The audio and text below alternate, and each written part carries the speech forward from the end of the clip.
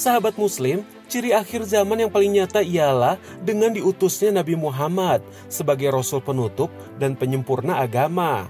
Artinya, tidak akan ada lagi umat setelah umat Nabi Muhammad, karena kita sendiri merupakan umat akhir zaman. Menurut Syekh Ali Jaber, kita adalah umat terakhir di muka bumi, namun kitalah umat yang masuk ke surga pertama kali. Lalu ciri akhir zaman selanjutnya ialah munculnya nabi palsu. Hal ini langsung disampaikan oleh Rasulullah. Beliau bersabda, "Di dalam umatku terdapat 27 pendusta dan pembohong. 4 di antara mereka adalah perempuan. Dan sesungguhnya aku adalah penutup para nabi. Tidak ada nabi sesudahku." Bahkan di kala itu ada nabi palsu yang muncul ketika Rasulullah masih hidup. Tak tanggung-tanggung, si nabi palsu pernah berkata bahwa ia mendapatkan wahyu dibagi 2 dengan Nabi Muhammad. Nabi palsu tersebut sangatlah terkenal karena ialah penyebab salah satu perang besar umat Islam yang dinamakan Perang Yamamah, yakni perang yang terjadi di daerah Yamamah tempat si nabi palsu berasal. Ia adalah Musailimah bin Habib dari Bani Hanifah. Ia dikenal berperangai baik dan juga lembut tutur katanya, serta dikenal bijaksana oleh kaumnya. Tak heran dakwahnya mudah diterima dan mendapatkan banyak pengikut. Bahkan kreativitasnya tersebut ditambah dengan membuat ayat-ayat baru yang kebanyakan isi ayatnya memuji kelebihan dan keunggulan kaumnya, yakni Bani Hanifah.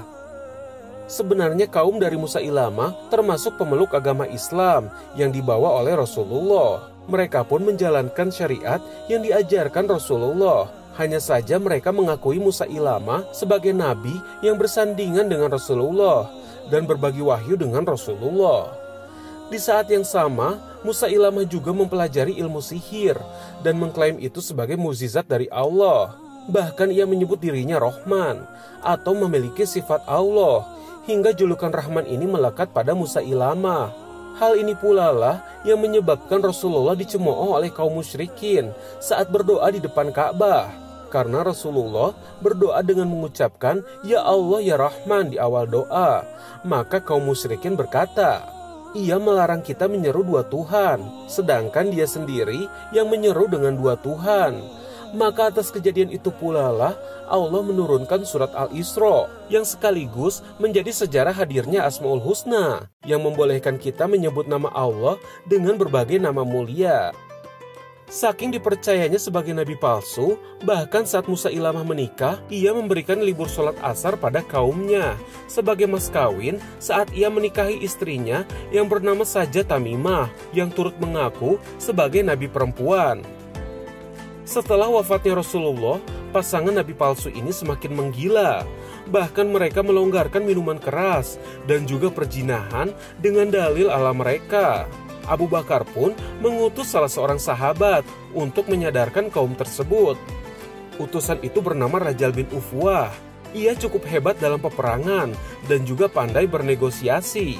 Namun sayang, iman Raja lemah.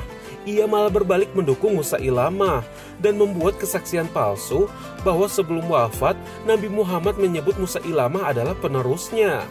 Hal itulah yang membuat pengikutnya dan pasukannya bertambah banyak, hingga 40.000 orang. Dengan bergabungnya Rajal, pertahanan Musailamah semakin kuat. Namun Allah kembali menunjukkan kebenaran. Akhirnya, melalui komando Khalid bin Walid, peperangan dimenangkan oleh pasukan Muslim. Rajal dan Musailamah pun tewas di tempat. Sahabat Muslim, mendekati akhir zaman tak menutup kemungkinan ajaran nabi palsu akan bermunculan kembali. Lalu bagaimana kiat-kiat kita untuk tetap berpedoman pada aswaja atau Ahlussunnah wal Jamaah? Berikut penjelasannya. Dalam kehidupan kita tentu banyak pengaruh-pengaruh yang berlaku, seperti halnya pengaruh lingkungan atau pengaruh-pengaruh orang-orang yang ada di dekat kita ataupun pengaruh keluarga kita.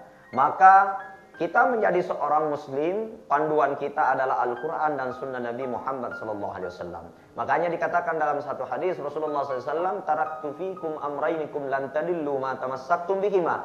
Kau tinggalkan dua perkara bagimu, bila engkau berpegang teguh kepada kedua perkara ini, maka kamu tidak akan tersesat untuk selama-lamanya. Apa itu? Al-Quran wa sunnati, Al-Quran dan sunnahku. Maka kita sebagai seorang mukmin, seorang muslim, jangan sampai kita rusak, kita terpengaruh oleh pengaruh-pengaruh yang ada di sekitar kita, hingga kita tidak lagi berpacu dan berpatokan kepada petunjuk-petunjuk Al-Quran. Nah, bagaimana agar kita tetap teguh pada ajaran-ajaran Islam dan berada dalam rel sunnah, ahlus sunnah wal jamaah? Maka satu-satunya cara, pertama kita harus belajar kepada ulama-ulama yang betul-betul faqih dalam ilmu agama, fasih dalam ilmu Quran. Jadi jangan kita salah memilih guru. Kemudian jangan kita salah memilih pertemanan atau persahabatan. Jadi sahabat sangat mempengaruhi kondisi kita. Sahabat sangat mempengaruhi kondisi hati kita. Sahabat sangat mempengaruhi tentang perbuatan dan amal-amal kita. Maka kita harus pandai-pandai memilih teman. Salah satu teman yang terbaik adalah teman yang membuat kita dekat dengan Allah Subhanahu wa taala dan selalu mengingatkan kita kepada hal-hal yang membuat kita tergelincir kepada jalan-jalan yang tidak baik.